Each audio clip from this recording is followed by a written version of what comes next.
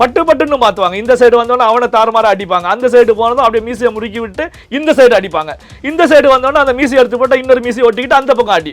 அரசு தரப்புலேருந்து முன்வைக்கப்பட்டதில் சிங்கப்பூர்ல இருந்து ஹவாலா பணம் தமிழ்நாட்டில் கொண்டு வந்து ஆட்சி கவிழ்ப்பதற்கான வேலைகளில் ஈடுபட்டாங்க. இதில் முக்கியமான குற்றவாளி ஒருவர் ஏற்கனவே சிங்கப்பூருக்கு தப்பி சென்று விட்டார் அப்படிங்கிற கருத்துக்கள் எல்லாமே முன்வைக்கப்பட்டிருக்கு.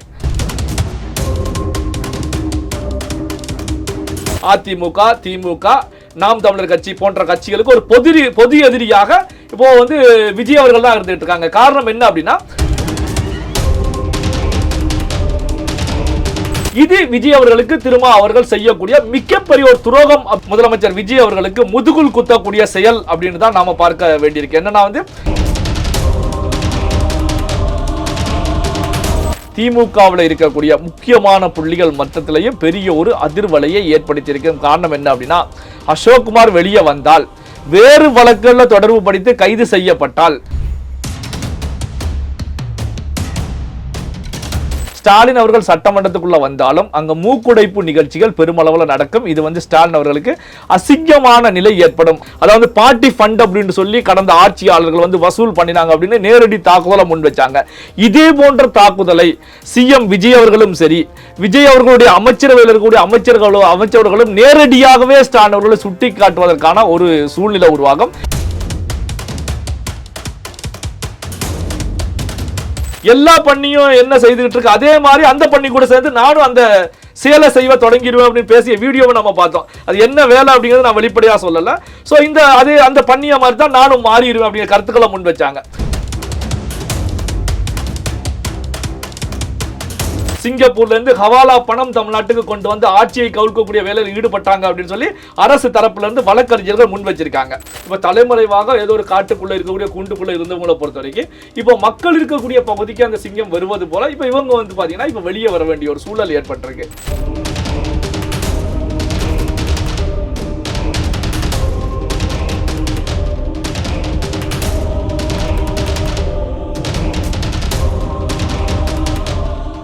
ரியல் ஒன் நேயர்களுக்கு வணக்கம். இன்று நம்மளுடைய நேர்காணலுக்கு பத்திரிகையாளர் திரு நெல்லை சிவா அவர்கள் இணைஞ்சிருக்காங்க. சார் வணக்கம். வணக்கம். தலைமறைவா இருந்த செந்தில் பாலாஜிக்கு தற்பொழுது வந்து நிபந்தனையுள்ள ஜாமீன் வந்து சென்னை உயர்நீதிமன்றம் வந்து கொடுத்துருக்காங்க. இந்த ஜாமீனை பொறுத்த வரைக்கும் என்னென்ன ரூல்ஸ் அண்ட் ரெகுலேஷனோட கொடுக்கப்பட்டிருக்கு, இவங்க இப்போ ஜாமீனில் வெளியே வந்திருக்காங்க அப்படின்னா இதை எப்படி பார்க்கறது?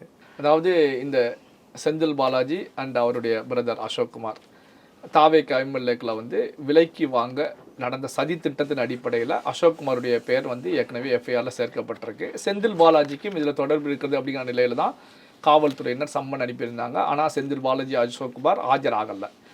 இன்னைக்கு வந்து பார்த்தீங்கன்னா இந்த ஜாமீன் சம்பந்தப்பட்டு சென்னை உயர்நீதிமன்றத்தில் நடந்த விவாதங்களை பொறுத்த வரைக்கும் அரசு தரப்புலையும் செந்தில் பாலாஜி தரப்புலையும் கடுமையான வாதங்கள், ரெண்டு தரப்புல இருந்துமே கடுமையான வாதங்களை முன் வச்சாங்க. பல அதிர்ச்சிகரமான தகவல்களும் வெளியே வந்தது.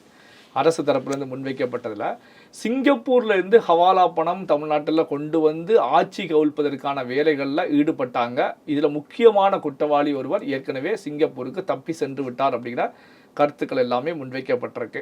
அதே நேரத்தில் வந்து பார்த்தீங்கன்னா இப்போ செந்தில் பாலாஜி தரப்பை பொறுத்த வரைக்கும் திமுகவில் 59 எம்எல்ஏக்கள் தான் இப்போ இருக்கக்கூடிய சூழ்நிலையில் எப்படி நாங்கள் ஆட்சி கவிழ்ப்பில் ஈடுபடுவோம் அப்படிங்கிற நிலையிலையும் இவங்க தரப்புலையும் முன் வச்சாங்க. இந்த அடிப்படையில் நீதி அரசரை பொறுத்த வரைக்கும் சொந்த ஜாமீன் கொடுத்துருக்காங்க. முன்ஜாமீனை பொறுத்த வரைக்கும் சொந்த முன்ஜாமீன் கொடுக்கப்பட்டிருக்கு. டெய்லி காலை மாலை 2 வேளையுமே ட்ரிப்ளிகன் காவல் நிலையத்தில் போய் அசோக்குமார் அண்ட் செந்தில் பாலாஜி சைன் போடணும் அப்படிங்கிற அறிவுறுத்தலின் அடிப்படையில் முன்ஜாமீன் கொடுக்கப்பட்டிருக்கு. அப்போ காலையிலையும் போகணும், மாலையிலையும் போகணும். இப்போ தலைமறைவாக இருந்த பிரதர்ஸ் 2 பேரை பொறுத்த வரைக்கும் இப்போ நேரடியாகவே காவல் நிலையத்துக்கு சென்று காலை மாலை சைன் போட வேண்டிய நிலை ஏற்பட்டிருக்கு. இதில் வந்து பார்த்தீங்கன்னா அசோக்குமாரை தான் நாம் கவனிக்கணும். கடந்த 2 ஆண்டு காலமாக அமலாக்கத்துறையை பொறுத்த வரைக்கும் ஏற்கனவே நடத்திய ரைடுகளின் மூலமாக ஏற்கனவே தேடிக்கிட்டு இருக்காங்க. சிபிஐ இந்த சைட்லலாம் தேடப்பட்டுக்கிட்டு இருக்கு. ஆனாலும் அசோக்குமார் பல்வேறு நாடுகளில் இருக்காங்க, இல்லை பல மாநிலங்களில் பல்வேறு அருகாமையில் இருக்கக்கூடிய மாநிலங்களில் தப்பிச்சிருக்காங்க அப்படிங்கிற கருத்துக்கள் முன்வைக்கப்பட்டது. இப்போ இன்னைக்கு சென்னை உயர்நீதிமன்றத்தில் சொல்லி இருக்கக்கூடிய தகவலின் அடிப்படையில் கொடுக்கப்பட்டிருக்கக்கூடிய சொந்த முன்ஜாமீனின் அடிப்படையில் வந்து பார்த்தீங்க அப்படின்னா இப்போ அசோக்குமார் வெளியே வந்து காலை மாலை 2 வேளையும் ட்ரிப்ளிகன் காவல் நிலையத்தில் கையெழுத்திட வேண்டிய கட்டாயத்துக்கு தள்ளப்பட்டிருக்காங்க. அப்படி கையெழுத்திட வரலைன்னா இந்த விஷயத்தை பொறுத்த வரைக்கும் நீதிமன்ற அவமதிப்பு அப்படிங்கிற நிலைக்கு செல்லும். நீதிமன்றம் அது ஒரு வழக்கா மாறும். அது பெரிய அளவுல வழக்கா போகும். வழக்கா போகுது அப்படின்னா இது வந்து அரசுக்கு வந்து இந்த இன்சிடென்ட்டுக்கு வந்து இவங்களுக்கு இன்னும் ஒரு வலுவான ஒரு விஷயம் அங்க கிடைக்கும். அப்போ செந்தில் பாலாஜியும் அசோக் குமாரும் ட்ரிப்ளிகேன் காவல் நிலையத்துல நாளை காலை வந்து 2 பேரும் அங்கு வர வேண்டிய கட்டாயம். இப்போ வந்து பாத்தீங்கன்னா சிங்கம் வந்து கூண்டுக்குள்ள தான் இருக்கிறது. இப்போ கூண்டை விட்டு வெளியே வர வேண்டிய ஒரு சூழல் ஏற்பட்டிருக்கு. சிங்கம் அப்படிங்கிறத தாண்டி என்ன ரீசன் அப்படின்னா இப்போ தலைமறைவாக ஏதோ ஒரு காட்டுக்குள்ள இருக்கக்கூடிய கூண்டுக்குள்ள இருந்தவங்களை பொறுத்த வரைக்கும் இப்போ மக்கள் இருக்கக்கூடிய பகுதிக்கு அந்த சிங்கம் வருவது போல இப்போ இவங்க வந்து பாத்தீங்கன்னா இப்போ வெளியே வர வேண்டிய ஒரு சூழல் ஏற்பட்டிருக்கு. இதுல கவனிக்கப்பட வேண்டிய இன்னொரு விஷயம் என்ன அப்படின்னா, நான் ஏற்கனவே சொன்னது போலதான், ஏற்கனவே அமலாக்கத்துறை, சிபிஐ போன்ற வழக்குகள், விவகாரங்கள், ரெய்டுகள் எல்லாமே இருந்துகிட்டு இருக்கு. ஏற்கனவே அமலாக்கத்துறை தேடிக்கிட்டு இருந்தாங்க. இப்போ இந்த வழக்குகள் எல்லாம் இருக்கிறதுனால அப்போ பார்த்தீங்கன்னா அசோக்குமார் செந்தில் பாலாஜிக்கு இப்போ நீதிமன்றம் கொடுத்தது இந்த எம்எல்ஏக்களை விலைக்கு வாங்கி ஆட்சி கவிழ்ப்பு சம்பந்தப்பட்ட விஷயத்துக்கு தான் இப்போ சொந்த முன்ஜாமீன் கொடுக்கப்பட்டிருக்கு. ஆனா மற்ற வழக்குகள், மற்ற விவகாரங்கள்ல வந்து பாத்தீங்கன்னா இவர்கள் எந்த நேரம் வேண்டுமென்றாலும் கைது செய்யப்படுவதற்கான ஒரு சூழல் அங்க இருக்கிறது. அப்போ வந்து பாத்தீங்கன்னா இப்போ வந்து 2 பேரும் வெளியே வருவதற்கான ஒரு சூழல் நீதிமன்றத்தின் மூலமாக இப்போ முன்வைக்கப்பட்டிருக்கு. அப்போ வந்து பாத்தீங்கன்னா இது செந்தில் பாலாஜி, அசோக் குமாருக்கு பெரிய ஒரு ஆபத்தான ஒரு சூழல் அப்படின்னு காண்பிக்கலாம். எப்படின்னா வந்து பாத்தீங்கன்னா நீதிமன்றத்துக்கு சென்றதே செந்தில் பாலாஜி தரப்பு தான். எங்களை வந்து கைது பண்ண போறாங்க, இந்த விஷயத்துல கைது பண்ண போறாங்க, காவல்துறை வந்து பழிவாங்கக்கூடிய நிலையில செயல்பட்டு இருக்காங்க, கைது அப்படிங்கிற ஒரு நடைமுறை நடக்கக்கூடாது அப்படிங்கிற அடிப்படையில் தான் நாங்க ஜாமீனுக்காக நீதிமன்றத்தில் வந்திருக்கோம். நாங்க முழுமையான ஒத்துழைப்பை கொடுக்கிறோம். அங்க நீதிமன்றத்தில் தெரிவிச்சல முழுமையான ஒத்துழைப்பை இந்த விசாரணைக்கு கொடுக்கிறோம் அப்படிங்கிற கருத்துக்களையும் முன் வச்சிருக்காங்க. அப்போ நீதிமன்றம் டெய்லி காலைல ஈவினிங் போய் சைன் போடுங்கன்னு சொல்லியிருக்காங்க. அப்ப சைன் போட்டு தாங்க. அப்போ ஒத்துழைப்பு கொடுக்கலைன்னா அப்ப நீதிமன்றமும் அடுத்த கேள்விகளை முன்வைக்கும். அப்ப நீதிமன்ற அவமதிப்பு அப்படிங்கிற நிலையில 2 பேருக்குமே பெரிய ஒரு சிக்கல், நெருக்கடி அங்க ஏற்பட போகிறது. அப்போ வந்து பாத்தீங்கன்னா தானாகவே முன் வந்து சொல்லுவாங்க பாத்தீங்களா, வாண்டட்டா தானாகவே முன் வந்து தலைவிட்டது போலதான் நான் இந்த விஷயத்தை பாக்குறேன். ஓகே, இப்போ செந்தில் பாலாஜி இது வரைக்கும் தலைமறைவா இருந்தாரு அப்படிங்கிறது கூட ஓகே. ஆனா 2 வருஷம் நம்ம கண்ணுக்கே பார்க்காத அசோக் குமார் இப்போ வெளியில வர்றாரு அப்படிங்கிற பட்சத்துல அது என்ன மாதிரியான ஒரு விஷயமா இருக்கும்? ஏன்னா இப்போ வெளியில வந்துட்டாரு அப்படின்னா அவர் இதுக்கு முன்னாடி என்னென்ன விஷயங்கள் எல்லாம் சிக்கியிருக்காரோ அந்த விஷயமும் வெளியில வர்றதுக்கு உண்டான கண்டிப்பா அதே தான் சொல்லிது. அந்த அமலாக்கத்துறை சம்பந்தப்பட்ட விஷயங்கள், ஏற்கனவே வந்து பாத்தீங்கன்னா நடந்த விஷயங்கள், ரைடு பண்ணப்பட்டது. ஸோ அந்த விஷயங்கள்ல எல்லாம் வந்து அசோக் குமார் தான் பெரிய கிங்கா இருந்துகிட்டு இருக்காங்க. அசோக் குமார் தான் மூளைதாரி அப்படிங்கிற அடிப்படையில் பிரெயினா இருந்தாங்க அப்படிங்கிற கருத்துக்கள் முன்வைக்கப்பட்டு ஏற்கனவே தேடிக்கிட்டு இருக்காங்க. நம்ம சிக்கினோம்னா இது நமக்கு மட்டுமல்ல, திமுகவிலையும் இருக்கக்கூடிய பல முக்கியமான புள்ளிகள் சிக்கக்கூடிய ஒரு சூழல் ஏற்படும் அப்படிங்கிற நிலையில தான் அசோக் குமார் தலைமறைவாக இருந்தாங்க. அப்போ தமிழ்நாட்டில் திமுக ரூலிங் பார்ட்டியாக இருந்ததுனால அசோக் குமார் வந்து தப்பித்து செல்வதற்கான ஒரு சூழல் இருந்தது. தலைமறைவாக இருப்பதற்கான வாய்ப்புகள் வந்து பெருமளவு அங்க இருந்தது. ஆனா இன்னைக்கு வந்து பாத்தீங்கன்னா ஸ்டேட்ல தமிழக வெற்றி கழகம் ஆட்சியில் இருக்காங்க, அதே நேரத்தில் சென்ட்ரல்ல பிஜேபி, அப்ப ஸ்டேட்லையும் கிடையாது சென்ட்ரல்லையும் கிடையாது அப்படின்னு பார்க்கும்போது அசோக் குமாரை பொறுத்த வரைக்கும் எங்கேயுமே தலைமறைவாக இருக்க முடியாத ஒரு சூழல் இருக்கக்கூடிய சூழ்நிலை தான் இப்போ நீதிமன்றம் ஒரு செக்கை வச்சிருக்காங்க. காலை மாலை 2 வேளையும் ட்ரிப்ளிகேன் காவல் நிலையத்தில் வந்து சைன் போடணும் கருத்துக்களை முன்வைக்கிறாங்க. அப்ப இன்னைக்கு சென்னை உயர்நீதிமன்றத்தில் நடந்த விவாதங்கள், அந்த சொந்த முன்ஜாமீன் கொடுக்கப்பட்ட நிகழ்வுகளை பொறுத்த வரைக்கும் திமுகவில் இருக்கக்கூடிய முக்கியமான புள்ளிகள் மட்டத்திலையும் பெரிய ஒரு அதிர்வலையை ஏற்படுத்தி இருக்கும். காரணம் என்ன அப்படின்னா, அசோக் குமார் வெளியே வந்தால், வேறு வழக்குகளில் தொடர்பு படுத்தி கைது செய்யப்பட்டால் அசோக் குமார் வந்து எது போன்ற கருத்துக்களை முன்வைப்பாங்க, அது நமக்கு ஆபத்தாக முடியும் அப்படிங்கிற பெரிய ஒரு அதிர்வலை, அதிர்ச்சி அலைகள் இப்போ அவர்கள் மத்தியில் ஏற்பட்டிருக்கும் அப்படிங்கிறதுல மாற்றம் கிடையாது. இதை தொடர்ந்து இன்னொரு விஷயம் வந்து சொல்லப்படுது, திமுகவினுடைய தலைமை சீமான விரும்புது அப்படிங்கிற மாதிரியான சில விஷயங்கள் வந்து கேள்விப்பட முடியுது. ஏன்னா திமுகவினுடைய கூட்டணிகள் யாரும் இப்போ அவங்க கூட இல்லை, தாவேக்கா கூட போயிட்டாங்க. இப்போ சீமானை நம்ம கூட வச்சுக்கிட்டோம் அப்படின்னா அதை வந்து விஜயையும் தாவேக்கா அரசையும் எதிர்க்கிறதுக்கு ரொம்ப ஒரு வலுவாக இருக்கும். ஏன்னா அதிமுகட்டேருந்து அந்த அளவுக்கு வந்து ஒரு வலுவான ஒரு எதிர்ப்பு வந்து வரலை அப்படிங்கிற மாதிரி ஒரு பேச்சுக்கள் வந்து ஓடிக்கிட்டு இருக்கு. கூடவே திரும்ப அவர்கள் வந்து பேசப்பட்டு இருக்காரு ஒரு பலவிதமான விஷயங்கள்ல. அதை நம்ம அடுத்து பார்க்கலாம். ஃபர்ஸ்ட் அந்த சீமான் விஷயம்ங்கிறது எப்படி ஓடிட்டு இருக்கு? நானும் அந்த ஒரு பிரபலமான ஊடகத்துல அந்த செய்தி பார்த்த உடனே தான் நம்முடைய நண்பர்கள் மத்தியில, கட்சியில் இருக்கக்கூடியவங்க, பத்திரிகையாளர்கள் மத்தியில பேசும்போது கூட இதற்கான ஒரு விஷயம் வந்து திமுக கையில் எடுத்திருக்காங்க பின்னணியில. என்ன காரணம் அப்படின்னா, சீமான் வந்து நேரடியாக திமுக கூட இணைந்து செயல்படலைன்னாலும் தமிழக வெற்றி கழகத்தை எதிர்ப்பதற்கு இப்போ சட்டமன்றத்தில் வந்து நடந்த விஷயங்கள் தெரியும். சட்டமன்ற சட்டமன்றத்தில் வந்து பாத்தீங்கன்னா சிஎம் அவர்கள் பேசும்போது திமுக பொறுத்த வரைக்கும் ஈடு கொடுக்க முடியாமல், அதாவது எதிர்க்கட்சி தலைவர் உதயநிதி ஸ்டாலின் அவர்கள் அங்க ஈடு கொடுக்க முடியாமல் திமுக வெளிநடப்பு செய்த விஷயங்கள் எல்லாமே தெரியும். அதே நேரத்தில் வந்து பாத்தீங்கன்னா இப்ப ஸ்டாலின் அவர்கள் சட்டமன்றத்தில் இருந்திருந்தால் தாவேகாவுக்கு வந்து ஒரு எதிர் பதிலடி கொடுக்கக்கூடிய செயலில் ஈடுபட்டிருப்பாங்க. அதனால இப்ப நடக்க இருக்கக்கூடிய இடைத்தேர்தலில் ஸ்டாலின் அவர்களை களமுறைக்கு வெற்றி பெற வைத்து சட்டமன்றத்துக்குள்ள அனுப்பணும் அப்படிங்கிற கருத்துக்கள் ஏவா வேலு, KN நேரு போன்ற முன்னணி தலைவர்கள் முன் வச்சுக்கிட்டு இருக்காங்க.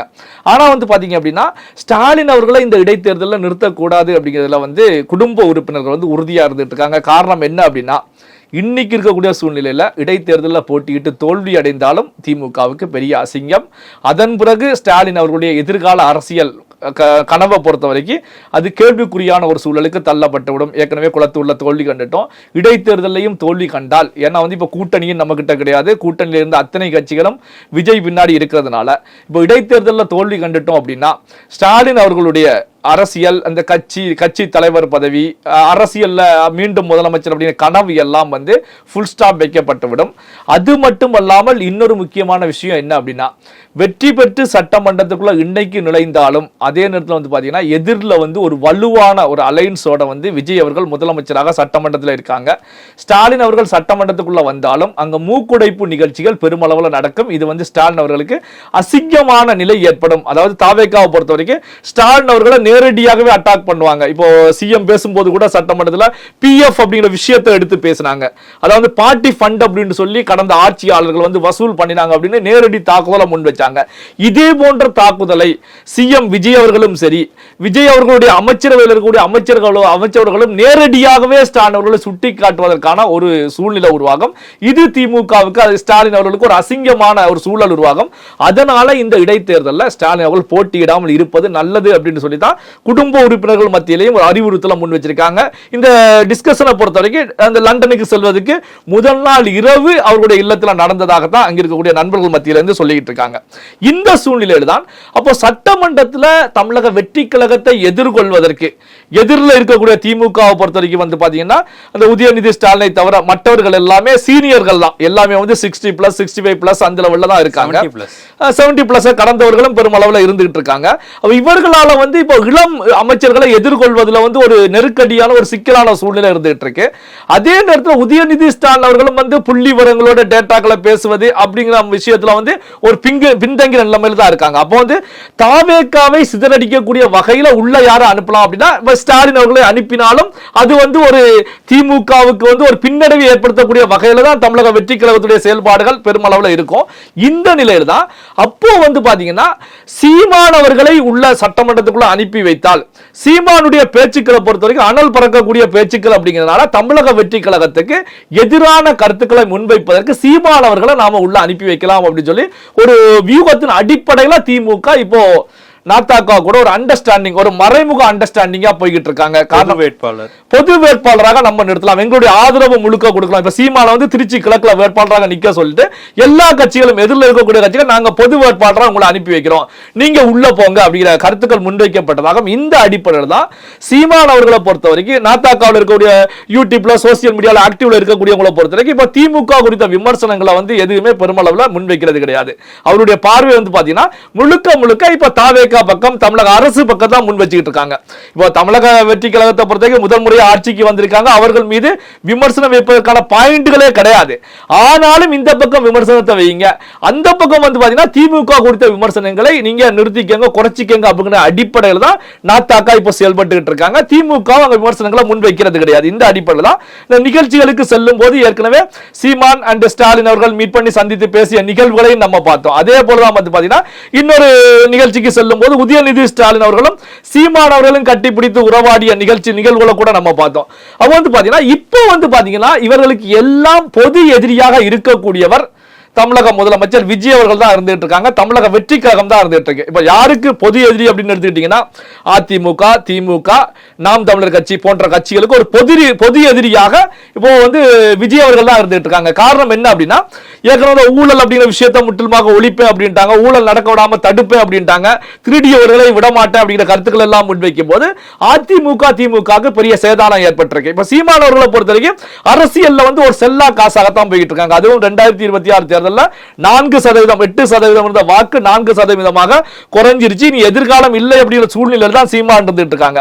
தேர்தலுக்கு முந்தைய நிலையில கூட சீமான் ஒரு முக்கியமான கருத்துக்களை முன்வைப்பாங்க.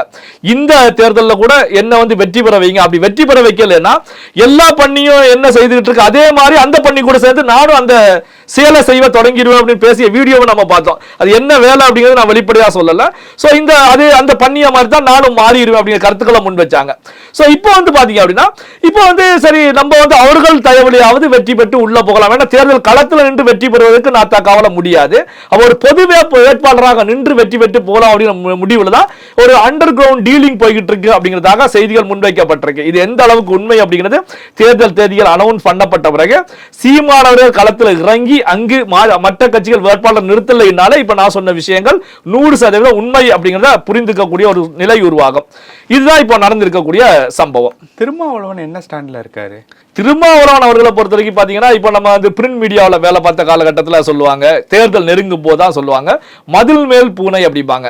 அதாவது மதில்ல இருந்துகிட்டு அதிமுகவா திமுகவா, திமுகவா அதிமுகவா, எங்க பேரம் பெருமளவு படுகிறதோ அந்த பக்கம் ஜம்ப் பண்ணி போவாங்க. எந்த நிமிடம் போவாங்க, எந்த பக்கம் போவாங்க அப்படிங்கிறது சொல்ல முடியாத ஒரு சூழல்ல மதில் மேல் பூனையாக இருப்பாங்க அப்படின்னு சொல்லி ஒரு சில தலைவர்களை சொல்லுவாங்க. குறிப்பா எடுத்துக்கிட்டீங்கன்னா அண்ணன் மதிமுக தலைவர் வைகோ அவர்களை சொல்லுவாங்க. இந்த பக்கம் பாட்டாளி மக்கள் கட்சி ராமதாஸ் அவர்களை சொல்லுவாங்க. ஏன்னா தேர்தலுக்கு தேர்தல் கூட்டணியை மாத்திக்கிட்டே இருப்பாங்க, பட்டுன்னு மாத்துவாங்க. இந்த சைடு வந்தோன்னா அவனை தாறுமாற அடிப்பாங்க, அந்த சைடு போனதும் அப்படியே மீசையை முறுக்கி விட்டு இந்த சைடு அடிப்பாங்க, இந்த சைடு வந்தோன்னா அந்த மீசையை எடுத்து போட்டு இன்னொரு மீசையை ஒட்டிக்கிட்டு அந்த பக்கம் அடி, இப்படி தாறுமாறாக அடிக்கக்கூடிய தலைவர்களாக இவங்க பெருமளவில் இருப்பாங்க. கட்சி மாறல்ல மிகப்பெரிய கிண்ண சாதனை படைத்தவர்களாக இருப்பாங்க. கிண்ண சாதனை அப்படின்னு சொல்லும் போதுதான் அண்ணன் வைகோ அவர்கள் பேசிய நிகழ்வு, அதாவது திருமாவளவன் அவர்கள் பேசிய விஷயத்துக்கு வைகோ அவர்கள் வந்து திருமாவளவன் அவர்களுக்கு நோபல் பரிசு கொடுக்கலாம் அப்படிங்கிற கருத்துக்களை முன்வைத்திருப்பதாக செய்தியில் படிச்சிருந்தார். எதற்கு வைகோ அவர்கள் நோபல் பரிசு அண்ணன் திருமாவளவன் அவர்களுக்கு கொடுக்க போறாங்க அப்படின்னா திருமாவளவன் அவர் தெரிவித்த விஷயம் இதுதான். நாங்க வந்து தாவேக்கா கூட தான் பயணிச்சுக்கிட்டு இருக்கோம், தாவேக்கா அரசு கவலாது, தாவேக்கா அரசை கவலை விடாமல் பார்த்து கொள்ள வேண்டிய கடமையும் பொறுப்பும் நமக்கு இருக்கிறது, தாவேக்கா கூட தான் நாங்க பயணிச்சுக்கிட்டு இருக்கோம், தாவேக்காவுடைய அமைச்சரவையில நாங்க இடம் பெற்றுக்கிட்டு இருக்கோம் அப்படிங்கிற கருத்துக்களை முன் வச்சுட்டாங்க. அதே நேரத்தில் திமுகவுடனான நட்பு எங்களுக்கு தொடர்ந்துகிட்டே தான் இருக்கும். தாவேக்கா எதிர்காலத்தில் எங்களை கூட்டணியில இணைத்தாலும் திமுகவோட நட்பு நமக்கு தொடர்ந்துகிட்டு தான் இருக்கும் அப்படிங்கிற கருத்துக்களை முன் வச்சிருக்காங்க. உடனே வைகோ அவர்கள் வந்து பயங்கர ஒரு அற்புதமான தகவலை வந்து அண்ணன் திருமாவளவன் அவர்கள் ஷேர் பண்ணிட்டாங்க. அவருக்கு நோபல் பரிசே கொடுக்கலாம் அப்படிங்கிற கருத்துக்களை முன் வச்சிருக்காங்க. இங்க கவனிக்கப்பட வேண்டிய விஷயம் தான் என்ன அப்படின்னா, இப்போ களத்துல நேருக்கு நேர் நின்று மோதக்கூடிய எதிரிகள் யார் அப்படின்னா ஆளும் அரசுக்கு, தமிழக வெற்றி கழகம் அரசுக்கு யார் எதிரி அப்படின்னா திமுக தான்.